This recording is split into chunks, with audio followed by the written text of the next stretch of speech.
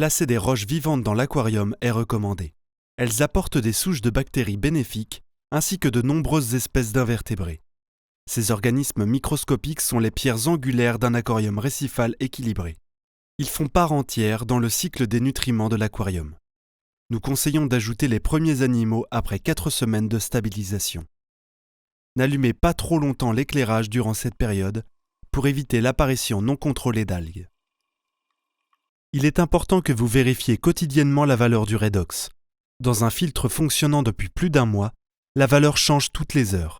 Le potentiel redox peut varier entre moins 250 et plus 250. La valeur idéale est moins 100. Regardez-la à chaque nourrissage de poisson. Vous devez observer régulièrement une valeur autour des moins 100, mais elle doit également varier régulièrement. Par exemple, sur un système en route depuis plus d'1 mois, si le redox reste à plus 150 pendant quelques heures de suite, il y a un souci. De la même manière, si pendant plusieurs heures il n'atteint jamais les moins 100, il y a un problème. Dans ce cas, vérifiez votre Dimico. Débranchez l'alimentation 10 secondes, puis rebranchez-la. Vous devriez observer dans cet ordre exact. Pendant 30 secondes, rien. Le Dimico mesure le redox. La petite pompe Dimico Return Pump s'allume entre 30 secondes et 15 minutes. La pompe doseuse de carbone s'allume quelques secondes. La Process Pump s'allume. Vous observez un changement de niveau d'eau entre les compartiments de gauche et central. Vérifiez qu'il reste assez de sources de carbone et que le tuyau ne soit pas collé au fond. Pour éviter cela, coupez-le en biseau. Aussi, faites un trou dans le bouchon du bidon pour créer un appel d'air. Vérifiez qu'il n'y ait pas trop ou pas assez de débit arrivant sur le lit de sable. Regardez la vidéo dédiée. Testez vos paramètres, surtout les métaux lourds. Par exemple, le cuivre peut provoquer un dysfonctionnement du Dimico car il tue les bactéries. Lorsque la grosse LED verte est allumée, la barre IKS est sous tension. Les 4 petites LED rouges ne sont pas des alarmes. Elles indiquent quelles prises sont allumées à l'instant T. Il doit toujours y avoir 1 ou 2 LED rouges allumées, sauf pendant 30 secondes toutes les heures. Si elles restent toutes éteintes pendant plus de 30 secondes, vérifiez la connexion entre l'Aquastar et la barre IKS. Avoir un débit d'eau correct sur le lit de sable est essentiel pour le fonctionnement du Dimico. Dirigez le tuyau de descente sur le lit de sable vers le compartiment d'aération à droite. Avec un système berlinois, le débit doit être aussi important que possible. Avec un Dimico, il doit être le plus faible possible.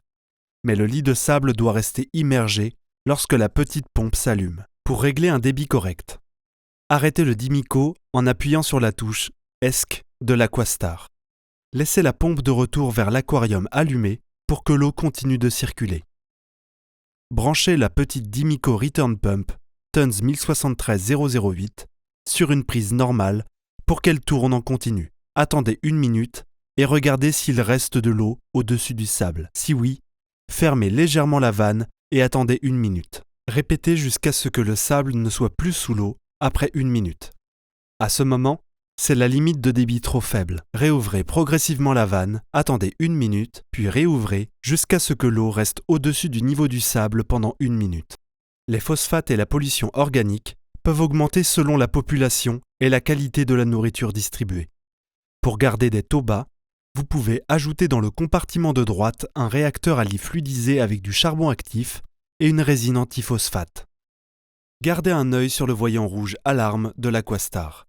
Il s'allume lorsque le pH et ou le redox sortent des intervalles fixés. Après plusieurs jours voire semaines, le potentiel redox fluctue entre moins 250 et plus 250 mV. Testez tous les quelques mois les éléments traces et si besoin, ajoutez à votre bac notre solution d'éléments traces pour les conserver dans de bonnes concentrations. Nous recommandons fortement l'utilisation d'un filtre interne ou externe avec du média de filtration mécanique durant les premiers mois. Ce filtre évitera d'avoir une eau trop trouble à cause du développement des différents planctons. Pour la maintenance, le goupillon JBL Cleany est très pratique. Nettoyez les 2 tuyaux du bas toutes les quelques semaines. Nettoyez les pompes et les compartiments de gauche en même temps. Vérifiez la calibration des sondes pH et redox chaque mois. Videz et nettoyez le substrat du Dimico 1 fois par an. compenser éventuellement la quantité manquante à cause de la dissolution par le CO2. Après 1 an de fonctionnement, le lit de sable peut nécessiter un nettoyage et un ajout de substrat. Retirez tout le substrat et nettoyez-le en suivant les étapes suivantes. Éteignez l'Aquastar. Éteignez la pompe de remontée vers l'aquarium, P, et tous les équipements dans le compartiment de droite. Retirez toute l'eau du Dimico et conservez-la. Elle est pleine de bactéries. Pour cela, utilisez une pompe de remontée dans le compartiment de gauche et stockez-la dans des bidons. Retirez tout le substrat. Nettoyez-le à l'aide d'un tamis et d'un tuyau d'arrosage. Si besoin, rincez à l'eau osmosée en fin de nettoyage. Nettoyez les pompes et tuyaux du Dimico. Remettez le substrat, si nécessaire, rajoutez du substrat grossier, préalablement rincé, pour obtenir à nouveau une couche de 27 cm d'épaisseur. Placez un peu de nourriture pour poisson sous les 2 couches de substrat, sous la plaque perforée. Elle aidera à la remise en route biologique. Remettez l'eau conservée dans le filtre. Démarrez le Dimico en sélectionnant Run dans le menu de l'Aquastar. Mettez en place un filtre mécanique pendant 2 semaines. Vous pouvez observer une légère turbidité blanche de l'eau.